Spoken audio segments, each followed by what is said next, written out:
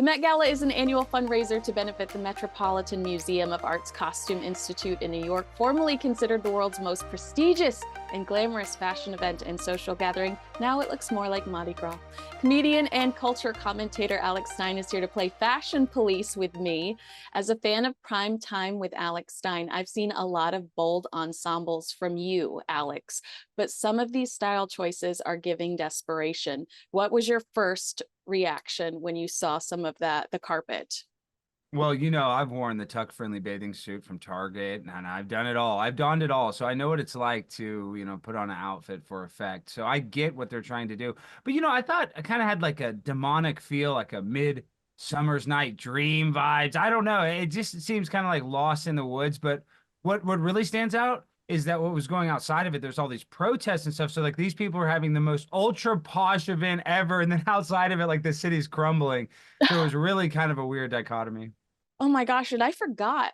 I don't know how long ago it was, but AOC, remember, didn't she tax the rich? That She dress, got in trouble. yeah. Kinsey, that cost her a lot of because how does that even work? They don't get to keep the dress. So, but I think that is she got a free ticket. So can you buy a ticket to the Met Gala? I mean, well, yeah, because it is ultimately they're raising funds for the the Metropolitan Museum of Art's Costume Institute. So they do have tables. I think a lot of the celebrities are invited to sit at tables, which maybe a designer or someone higher up does pay for. So you're right. I think that she got in trouble because she accepted a very expensive ticket.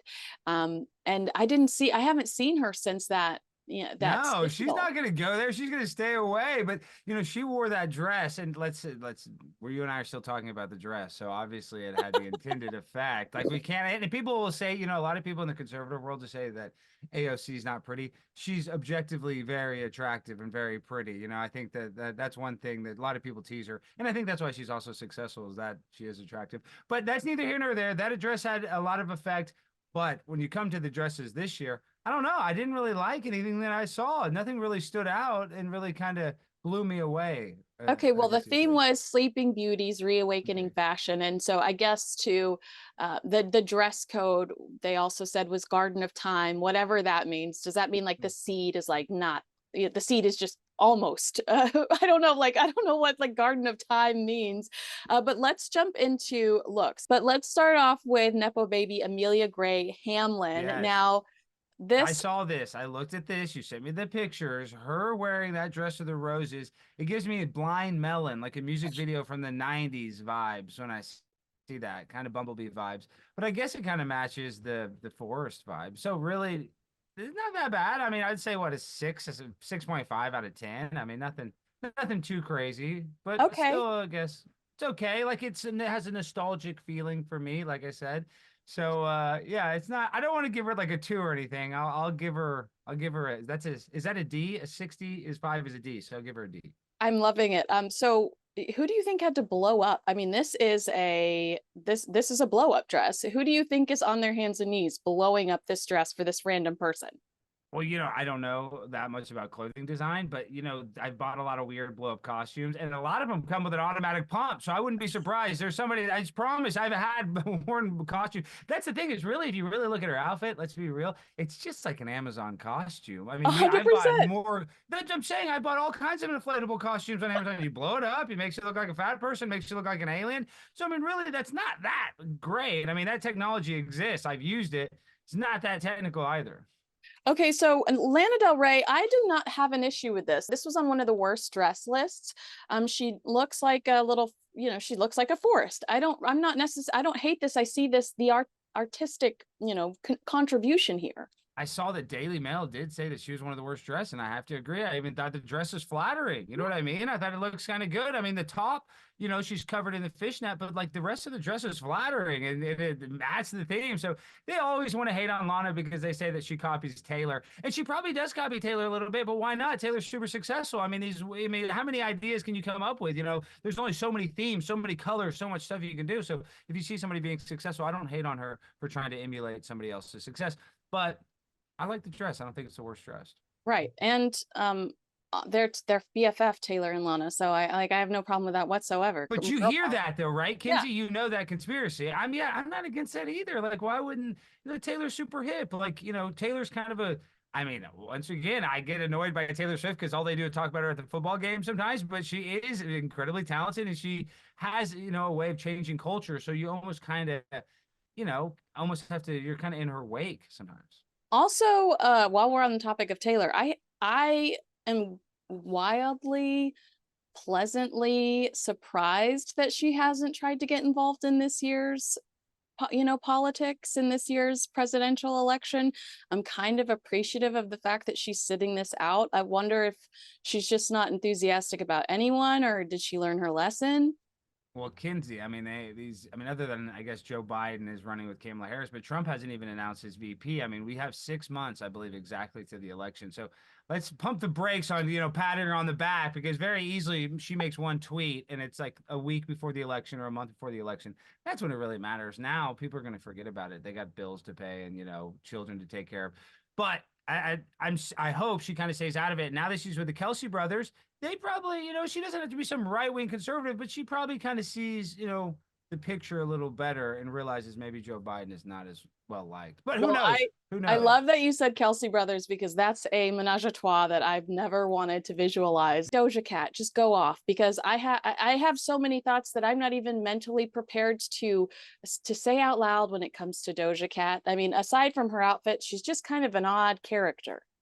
I know she's the one when I think of the demonic. She has the weird makeup, and it's like she's like half dead, half alive. And I'm a little bit of a conspiracy theorist. All these people, at these big parties and stuff, they want to like. It's like a lot of celebrities always say they like Aleister Crowley, who's like a Satanist. Like there's something weird where she wants to be edgy.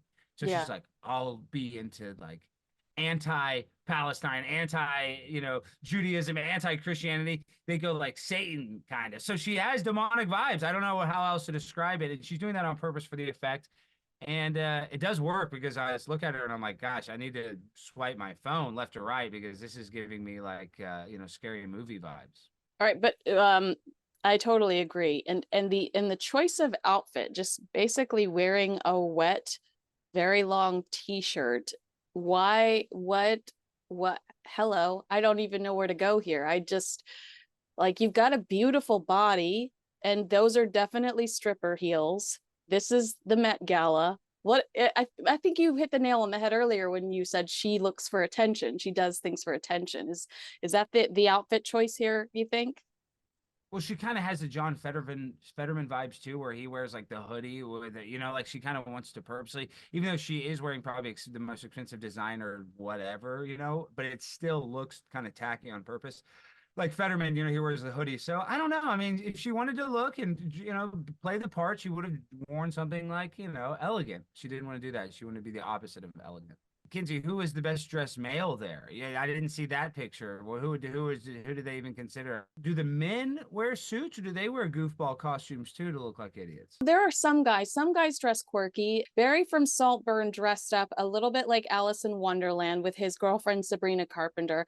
Jamie Dornan looked absolutely beautiful in his suit, and Kendall from Succession looked pretty cool. Yeah. So guys dress a little bit quirky, but not to the extent that women do. Remember the year Jared Leto showed up with his own decapitated head under his arm? So like some people push the boundaries, but for the most part, it's really the women's night to kind of go all out. And do like after they walk the red carpet, because those dresses, they can't sit in the seat. So how do they change? How do they operate the rest of the night? Well, Kim Kardashian, when she borrowed Marilyn Monroe's dress, her Happy Birthday, Mr. President dress, Yeah. that they couldn't even zip up around her booty, she did go in and change outfits and put on something that was really similar. So sometimes I do think that they change once they get into. That's the thing about this. It's just so bizarre that the entire event is that when they pull up, exit the car, and walk up that staircase, we don't really know what goes on inside.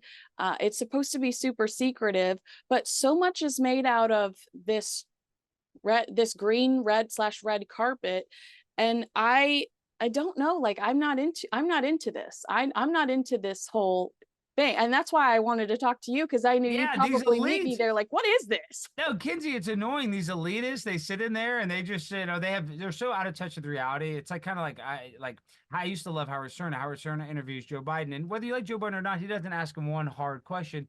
And that's because the whole time Howard Stern's like the world's great because he has $750 million. I mean, these people, if you're worth, $100 million and you only eat at five-star restaurants and stay at five-star hotels where everybody literally is, paid to kiss your derriere, you're so out of touch with the reality, and you do think you live in a great world where they're at the most exclusive thing. And outside are literally Palestinian protesters and Israeli protesters beating up cops and getting arrested right outside.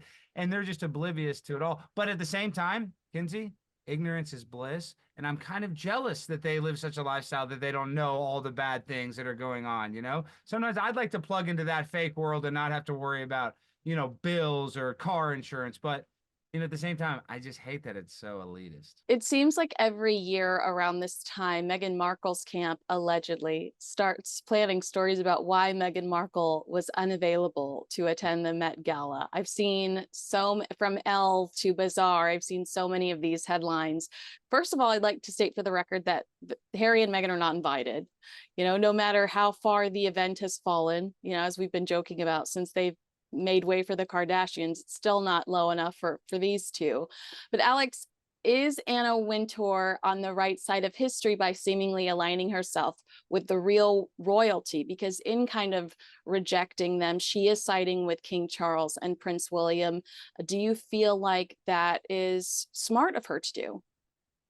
I probably, because Anna Wintour is so powerful and the royal family is so powerful. And listen, Prince Harry and Meghan Markle, if we really want to get into, I don't know how weird we can get. I feel like Prince Harry and Meghan probably don't even like each other. He's just almost with her because he's trying to like piss off her family because it worked. Being somebody that's not, glued to royal watching, but is in the political sphere, what would you say Harry and Meghan's popularity is in the United States? Very little, none at all, because they can't get a Netflix show off the ground. They can't get a podcast off the ground.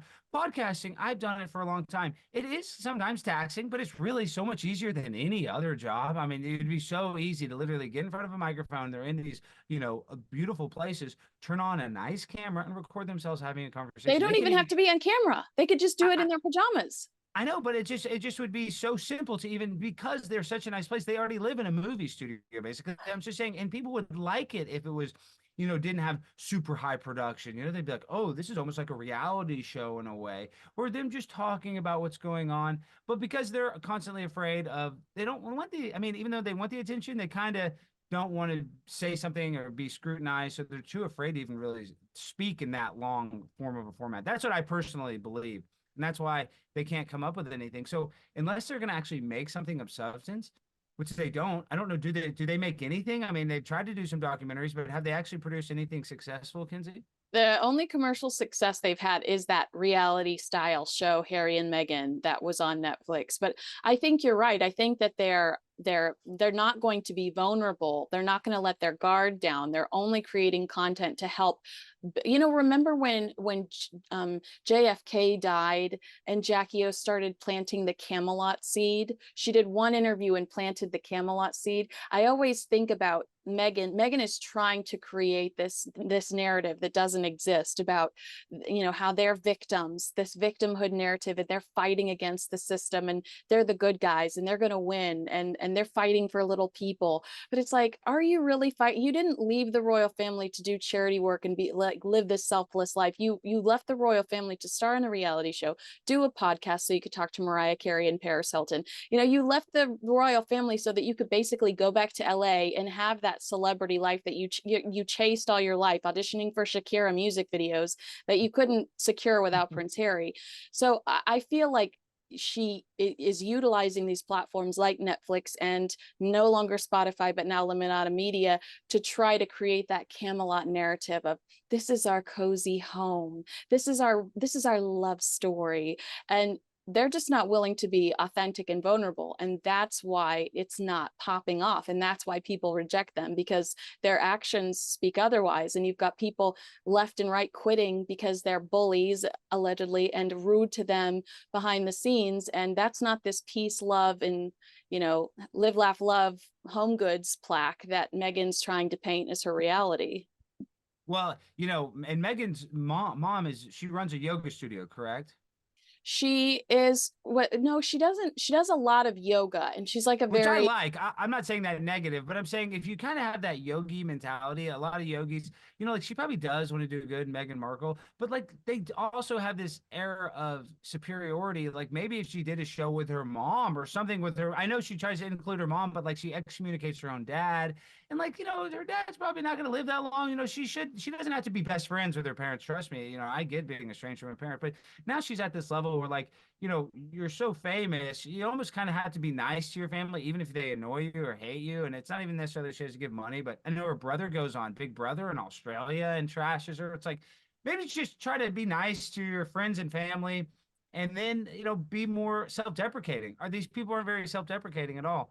And so I think that would help her a lot. But unless they do that, they're never going to be well received in America, in my opinion. Well, honestly, this is my favorite part of our conversation. Who would have thought?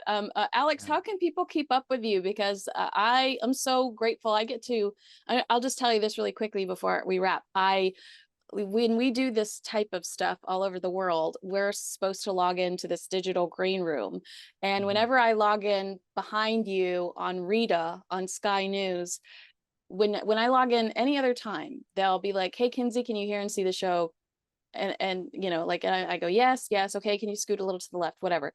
But whenever I log on after Alex, they in whatever little green room they are in Australia sit back and just watch me cackle because Alex is so funny, and I just sit there dying, throwing my head back laughing, and then all of a sudden I'll hear somebody from the control room come on and they'll go, well, we can see that you can hear and see the show clearly, Kinsey, because you're laughing at Alex. So I get to see you regularly with Rita, but how can other people find you on YouTube and Blaze? Well, we love Rita at Sky News. She's awesome. And it's so nice that she was able to connect us. And thank you for saying those kind things. And guys, yeah, I'm on the Blaze Prime Time with Alex Stein. Follow my Twitter, AlexStein99. And I really appreciate you letting me come on and talk about all these outfits. I hope I get to do it again. Absolutely. Next time I'll make you wear one of them. Okay, I'm down. Like I said, I can't make fun of them too much because at the Met Gala, I would have to wear the Target tuck friendly. You realize that, Kinsey? I would have to wear the tuck. Then I go viral, and then I get a deal with Anna Wintour. I'm on the cover of Vogue magazine, or I've got my own deal with Louis Vuitton. I love it. I love it.